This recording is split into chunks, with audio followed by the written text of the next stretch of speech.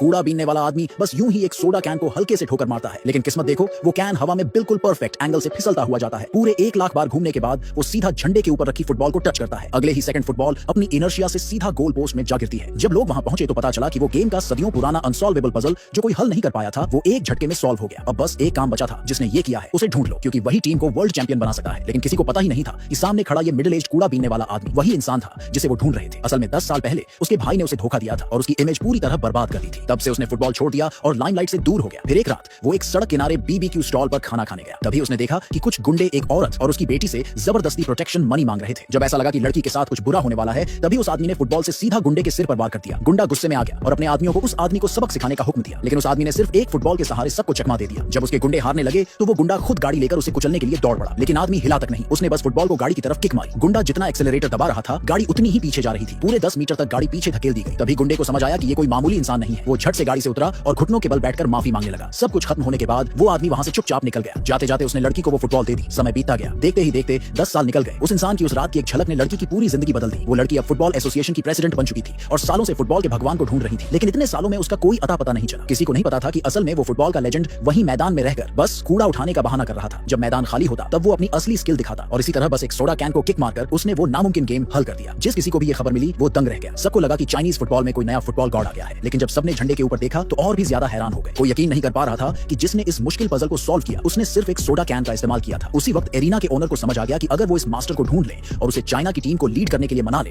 तो 2026 world cup जीतने की उम्मीद बन सकती है। ओनर की बेटी को लगा कि वो आदमी जो हमेशा ग्राउंड में कूड़ा उठाता दिखता था वही इस सबके पीछे था। उसने आदमी से पूछा कि उसने देखा था कि बॉल को किसने किक किया। आदमी ने मना कर दिया और कहा कि उसने कुछ नहीं देखा। तभी छोटी बच्ची बोली, जरूर ये वही अंकल हैं, क्योंकि इन्हें तो सोडा कैन किक करना सबसे ज्यादा पसंद है। लेकिन किसी ने उसकी बात पर यकीन नहीं किया। फिर ओनर का एक अप्रेंटिस वहां आ गया। उसने उस आदमी का मजाक उड़ाया और कहा कि वो तो कभी ढंग से फुटबॉल को छू तक नहीं पाया होगा, तो वो कैसे इस लेजेंडरी गेम को सॉल्व कर सकता है। उसके बाद अप्रेंटिस ने खुद ही सारा क्रेडिट ले लिया। ये सुनकर हर कोई और भी ज्यादा शॉक्ड हो गया। ओनर ने तुरंत फुटबॉल एसोसिएशन की प्रेसिडेंट को कॉल किया और कहा कि उसका अप्रेंटिस ही वो इंसान है जिसने गेम सॉल्व किया और अब वो पूरी तरह से तैयार है चाइना की टीम को लीड करने और जापान की टीम का सामना करने के लिए। प्रेसिडेंट ये सुनकर बहुत खुश हो गई और तुरंत अपनी टीम लेकर वहां पहुंच गए। लेकिन उसे अप्रेंटिस की असली काबिलियत परखनी थी, इसलिए उसने 2 फेमस गोलकीपर्स को बुलाया। पहला एक ऐसा खिलाड़ी था जिसने 3 साल तक क्लीन शीट का रिकॉर्ड बनाया था। दूसरा वो था जो अपने पूरे शरीर का इस्तेमाल करके किसी भी शॉट को ब्लॉक कर सकता था। टेस्ट शुरू हुआ। सबकी निगाहें इस मैच पर थी, लेकिन तभी गलती से एक बॉल प्रेसिडेंट के चेहरे पर जा लगी। ऑनर ने फौरन माफी मांगी। उसी समय एक चैलेंजर एरिना पर कब्जा करने आ गया। उसने डिमांड रखी कि जो भी मैच जीतेगा वही इस एरिना का मालिक होगा। ये सुनकर ऑनर का गुस्सा 7वें आसमान पर चला गया। उसने चुनौती स्वीकार कर ली, लेकिन ये कोई नॉर्मल मैच नहीं था। ये जीवन और मृत्यु की लड़ाई थी। जो भी हारता उसे अपने पैर की नस खुद काटनी पड़ती। सिचुएशन इतनी सीरियस हो गई कि अप्रेंटिस घुटनों के बल गिर पड़ा और मान गया कि उसने झूठ बोला था। वो गेम उसने सॉल्व नहीं किया था। अब कोई भी उस चैलेंज को स्वीकार करने की हिम्मत नहीं कर रहा था। तभी वो आदमी जिसे सब कूड़ा बीनने वाला समझते थे खड़ा हो गया और बोला, मैं खेलूंगा। ये सुनते ही सब हंसने लगे। किसी को यकीन नहीं था कि एक मामूली कबाड़ बीनने वाला आदमी फुटबॉल खेल सकता है। जब सीईओ ने देखा कि उसकी एक्स वाइफ जमीन से सनग्लासेस तक नहीं उठा पा रही थी, तब उसे झटका लगा। तभी उसे एहसास हुआ कि जिसने उसे अपनी कॉर्निया डोनेट की थी वो कोई और नहीं बल्कि वही एक्स वाइफ थी जिसने बेरहमी से उसे छोड़ दिया था। असल में ये कुछ महीनों पहले हुआ था। एक कार एक्सीडेंट में सीईओ अपनी आंखों की रोशनी खो बैठा था। उसी समय औरत को भी टर्मिनल कैंसर होने का पता चला। उसकी जिंदगी 1 साल से भी कम बची थी। वो सीईओ पर बोझ नहीं बनना चाहती थी, इसलिए उसने उससे तलाक मांग लिया। ये सुनकर सीईओ को यकीन नहीं हुआ। वो दोनों एक दूसरे से बेइंतहा प्यार करते थे, लेकिन औरत ने घमंडी बनते हुए कहा कि उसे एक अंधे आदमी के साथ जिंदगी बिताने में कोई दिलचस्पी नहीं है। सीईओ ने उसे रोकने के लिए बहुत मिन्नतें की, लेकिन औरत ने ठान लिया था कि वो उसे छोड़कर चली जाएगी। लेकिन असलियत ये थी कि उसने डॉक्टर से कहकर अपनी कॉर्निया डोनेट करने के लिए कहा था। उसने अपनी पहचान छुपा ली। बस उसकी इतनी ख्वाहिश थी कि सीईओ उसकी जगह अच्छी जिंदगी जिए। पर उसे क्या पता था कि सीईओ की पहली मोहब्बत जो हमेशा से उसे चाहती थी इस सच का पता लगा चुकी थी। लेकिन वो ये नहीं समझ पाई कि औरत ने ये सब छुपाने की जरूरत क्यों महसूस की। लेकिन तभी उसके दिमाग में एक चालाक प्लान आया। जब सीईओ की आंखों की रोशनी लौट आई और वो अपनी एक्स वाइफ से दोबारा जुड़ना चाहता था, तब फर्स्ट लव उसके सामने सर्जरी के बाद की हालत में आकर खड़ी हो गई। उसने ऐसा दिखाया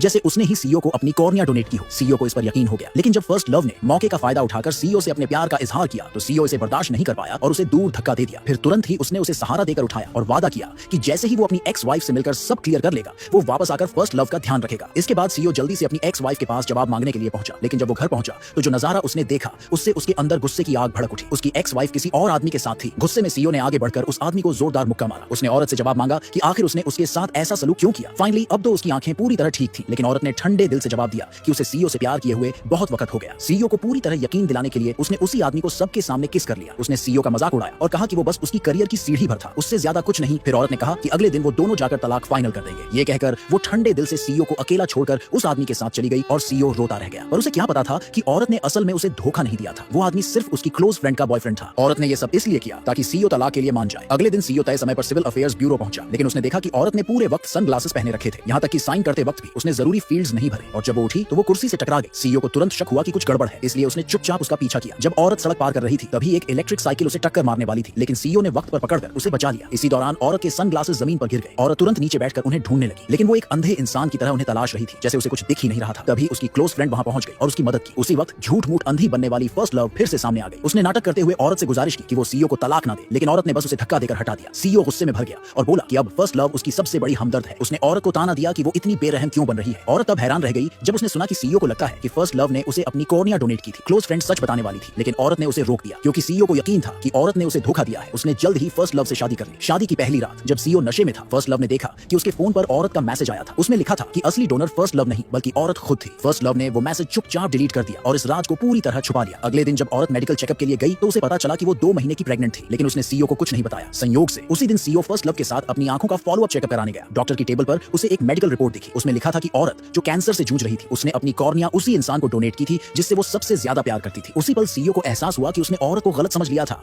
इस लड़के ने बस एक खूबसूरत डांस करती लड़की का वीडियो लाइक किया, लेकिन उसे नहीं पता था कि उसके फोन की स्क्रीन एक प्राचीन जनरल के आईने से कनेक्टेड थी। जनरल को लगा कि ये लड़की सम्राट ने उसे तोहफे में दी है, लेकिन जैसे ही लड़का अपने फोन पर स्क्रॉल करता गया, वैसे ही आईने में भी इमेज बदलती गई। संयोग से उसने एक वीडियो देखा जिसमें जनरल की कम उम्र में हुई रहस्यमयी मौत के बारे में बताया जा रहा था। ये देखकर जनरल गुस्से में आ गया और पास रखा सामान उठाकर आईने पर दे मारा, लेकिन अगले ही पल वो चीज गायब हो गई। जनरल को नहीं पता था कि जो भी सामान वो उस ब्रॉन्ज मिरर में फेंकता है, वो कैश में बदलकर सीधे लड़के के अकाउंट में ट्रांसफर हो जाता है। लड़के को तुरंत माजरा समझ आ गया और उसने एक नया आइडिया आजमाने की सोची। उसने जनरल का एक ऐसा वीडियो चला दिया जिसमें वो औरतों की तरह कपड़े पहने हुए था। ये देखकर जनरल आग बबूला हो गया और गुस्से में उसने एक एंटीक आइटम उठाकर आईने पर दे मारी, लेकिन इस बार की तोड़फोड़ ने लड़के को करोड़पति बना दिया। अगले दिन जब लड़का अपने पूर्वजों को श्रद्धांजलि देने गया तो उसे पता चला कि जिस महान जनरल के साथ वो खेल रहा था, वो असल में उसका पूर्वज था। इससे भी बड़ी बात ये थी कि उसके पिता ने बताया कि जनरल की मौत 33 साल की उम्र में एक विश्वासघाती व्यक्ति की साजिश के कारण हुई थी। जनरल की बड़ी उपलब्धियों के कारण सम्राट ने उससे जलन रखी और उसे खत्म करवा दिया, जिससे उनका परिवार बर्बाद हो गया। ये सुनते ही लड़का घबरा गया। वो अपने पैसे कमाने के जरिए को इतनी जल्दी खत्म नहीं होने देना चाहता था। उसने तुरंत एक वीडियो के जरिए जनरल को इस बारे में पहले ही जानकारी दे दी। ये सुनते ही जनरल सतर्क हो गया। अगले ही दिन सम्राट ने उसे धोखे से उसकी सेना की ताकत सौंपने के लिए कहा, ये कहकर कि अब शांति का समय है और युद्ध की जरूरत नहीं। लेकिन जनरल को अब सच्चाई पता थी। उसने साफ कह दिया कि उसका परिवार पीढ़ियों से वफादार रहा है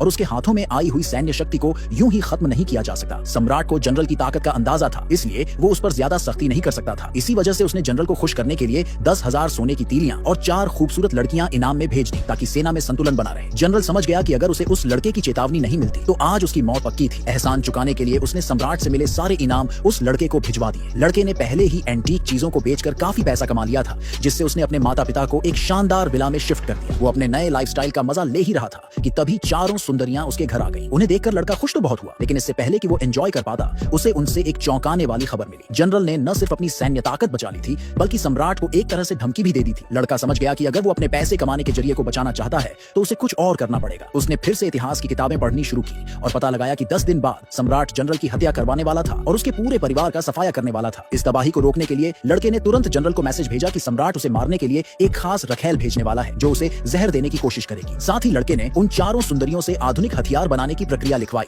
और अपने फोन के जरिए इसे जनरल तक पहुंचा दिया। फिर फाइनली वो दिन आ ही गया जब जनरल को मारने की साजिश थी। जनरल जिसे पहले से ही सब कुछ पता था, उसने मजे लेने के लिए उस नौकरानी को वही बनी गर्ल कॉस्ट्यूम पहनने को कहा जो लड़के ने उसे भेजी थी। जैसे ही नौकरानी ने वाइन परोसी, उसने मौका देखकर उसमें जहर मिला दिया, लेकिन जनरल पहले से तैयार था। उसने जानबूझकर उसी का गिलास उठाने का नाटक किया और कहा कि वो उसके साथ एक जाम पीना चाहता है। इतना सुनते ही नौकरानी बुरी तरह घबरा गई और गलती से गिलास नीचे गिरा दिया। जमीन पर गिरते ही वाइन में मिला जहर सबके सामने आ गया। अब जब पोल खुल चुकी थी तो नौकरानी ने भी सच्चाई स्वीकार ली। उसने बताया कि सम्राट ने पहले ही महल को चारों ओर से घेरने के आदेश दे दिए हैं और चाहे वो जहर पिए या न पिए, उसकी मौत तय है। लेकिन जनरल जो पहले से ही सब कुछ प्लान कर चुका था, उसने पूरी शांति से अपने सैनिकों को आदेश दिया, वो आधुनिक हथियार निकालो जो हमने पहले ही बना लिए हैं। गर्मियों की तेज धूप में एक आदमी साइड पर बैठकर मंटो खा रहा था। उसे यह नहीं पता था कि उसकी बहन एक अरबपति है और एक कंपनी की सीईओ है। किंतु जब उसकी बहन को पता चलता है कि उसकी माँ और भाई मिल गए हैं और उसका भाई उसी की कंपनी में मजदूरी कर रहा है, तो यह सुनकर वह इतनी खुश हो जाती है कि फौरन रिपोर्टर की मीटिंग छोड़ देती है। लेकिन उसकी असिस्टेंट उसे समझाती है कि उसका भाई एक मजदूर है और अगर वह फॉर्मल ड्रेस पहनकर उससे मिलने जाएगी तो वह डर सकता है। इसीलिए उसकी बहन नॉर्मल कपड़े पहनकर मैन्युफैक्चरिंग साइट पर जाती है और भाई की तस्वीर निकालकर वहाँ काम कर रहे लोगों से मिलान करती है और अंत में एक कोने में उसे एक जाना पहचाना चेहरा है। इसलिए वह तस्वीर देखकर पक्का करती है कि वह मंटो खाने वाला आदमी ही उसका भाई है। भाई को भी ऐसा लगता है कि यह महिला उसे कहीं से जानी पहचानी लगती है, लेकिन वह पहचान नहीं पाता। किंतु जब उसकी बहन उसे उसके नाम से पुकारती है तो उसे एहसास होता है कि यह उसकी बहन है। इसलिए भाई और बहन गले मिलते हैं और भाई उसे अपने घर ले जाता है। घर पहुंचने पर बहन माँ की हालत देखकर चौंक जाती है। वह देखती है कि माँ का मानसिक संतुलन थोड़ा बिगड़ चुका है। भाई बताता है कि माँ ने बारिश में बहन की खोज में बहुत समय बिताया था और इस कारण उन्हें चोट लगी, जिससे उनका दिमागी संतुलन बिगड़ गया। ये छोटा लड़का गलती से एक कान कांस्य की कड़ाही पर गिर गया। अगले ही पल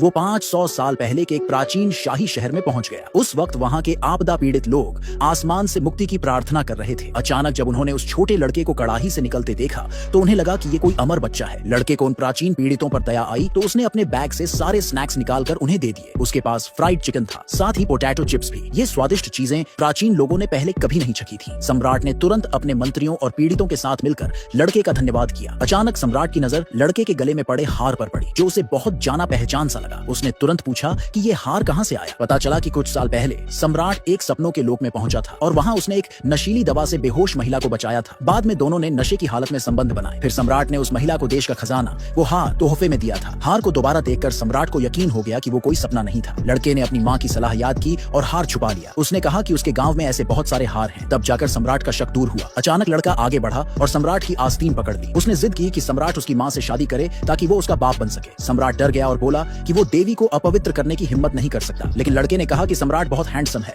उसकी माँ उसे जरूर पसंद करेगी और उसके घर में ढेर सारा टेस्टी खाना है जो वो शेयर कर सकता है। इतना कहकर उसने अपना बैग खोला और अंदर के स्नैक्स सबके साथ बांटे। खाने के बाद मंत्रियों को बहुत मजा आया। उन्होंने तुरंत पूछा कि ये स्नैक्स कितने के हैं। लड़के ने सोचा कि ये सब सुपरमार्केट से डिस्काउंट पर खरीदे थे, तो उसने $10 का इशारा किया। लेकिन जनरल ने गलत समझा और सोचा कि लड़का 10 सोने की छड़ें कह रहा है। उसने तुरंत सैनिकों को सोने की छड़ें लाने का आदेश दिया। फिर खाना पीड़ितों में बांट दिया। जैसे ही लड़के ने सोने की छड़ें कड़ाही में डाली ताकि वो अपनी माँ के कर्ज चुकाने में मदद कर सके। मंत्रियों ने सम्राट से कहा कि वो लड़के की माँ से शादी कर ले और लड़के को अपना वारिस बनाए। लेकिन सम्राट हमेशा से अपने सपने वाली महिला के प्यार में था। अचानक शहर भर के पीड़ित वहां दौड़े आए, लेकिन खाना सबके लिए काफी नहीं था। सम्राट ने लड़के से और खाना लाने की गुहार लगाई और वादा किया कि वो उसे तुरंत अपना वारिस बनाएगा। लड़का खुश हो गया कि उसे एक पिता मिलेगा। इधर महिला को पता चला कि उसका बेटा गायब हो गया। उसने अपनी बेटी से पूछा कि क्या हुआ। बेटी ने बताया कि उसका भाई कांसे की कड़ाही से गायब हो गया। महिला को यकीन नहीं हुआ। उसे लगा कि बेटी को बुखार की वजह से भ्रम हो रहा है। अपनी बात साबित करने के लिए बेटी ने ढेर सारा खाना कड़ाही में डाला, लेकिन खाना तुरंत गायब नहीं हुआ। जब माँ बाहर ढूंढने गई तो बेटी के गले का हार कड़ाही के किनारे से टकराया और वो पलक झपकते प्राचीन शाही महल में पहुंच गई। सम्राट ने बेटी के गले में हार देखा और अपने सपने वाली महिला को याद किया। उसने तुरंत मान लिया कि लड़का और लड़की दोनों उसके बच्चे हैं। लेकिन जैसे ही उसने लड़की को पकड़ने की कोशिश की,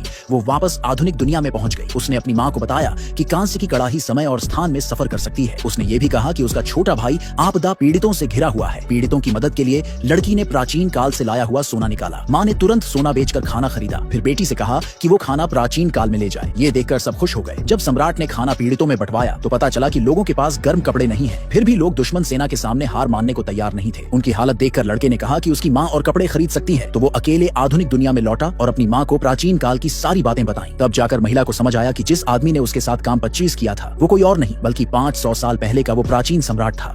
छोटी लड़की ने नोटिस किया कि हर बार जब कोई आदमी उनके घर के सीप ऑयस्टर रेस्टोरेंट में खाना खाने आता तो उसकी माँ खुद रसोई में जाकर उसे खाना खिलाती और ये खाना खाने का सिलसिला कई घंटों तक चलता था। और जब वो आदमी रसोई से बाहर आता तो वह उसे खाने के पैसे से कहीं ज्यादा पैसे देता था और खुश होकर चला जाता था। इसलिए यह सब देखकर लड़की से रहा नहीं गया और उसने माँ से रसोई का राज पूछना चाहा। लेकिन माँ ने उसे सख्त मना कर दिया और कहा जब वह बड़ी हो जाएगी और अपने बॉयफ्रेंड को लेकर घर आएगी तब वह उसे सब कुछ बता देगी। और देखते ही देखते 10 साल बीत गए और वह लड़की अब बड़ी हो चुकी थी। इसलिए वह बड़े उत्साह के साथ अपने बॉयफ्रेंड को लेकर घर आई ताकि माँ उसे राज बता सके। मगर माँ ने सबसे पहले उसे खाना खाने को कहा और लड़के की प्लेट में एक बड़ा सीप रखा। लड़के ने जैसे ही उसे खाया उसकी बदबू से उसका दम घुटने लगा। इसलिए माँ ने तुरंत लड़की से एक बोतल रेड वाइन लाने को कहा। जैसे ही लड़की बाहर गई उसके पिता भी वहाँ से उठकर चले गए। फिर माँ धीरे धीरे उठी और लड़के के सामने अपने हुस्न का जलवा दिखाने लगी। ये देख लड़के के मुंह से पानी टपकने लगा। असल में उसने पहले जो सीप रखे थे वो सब दिखाने के लिए थे। असली खेल अब शुरू होने वाला था।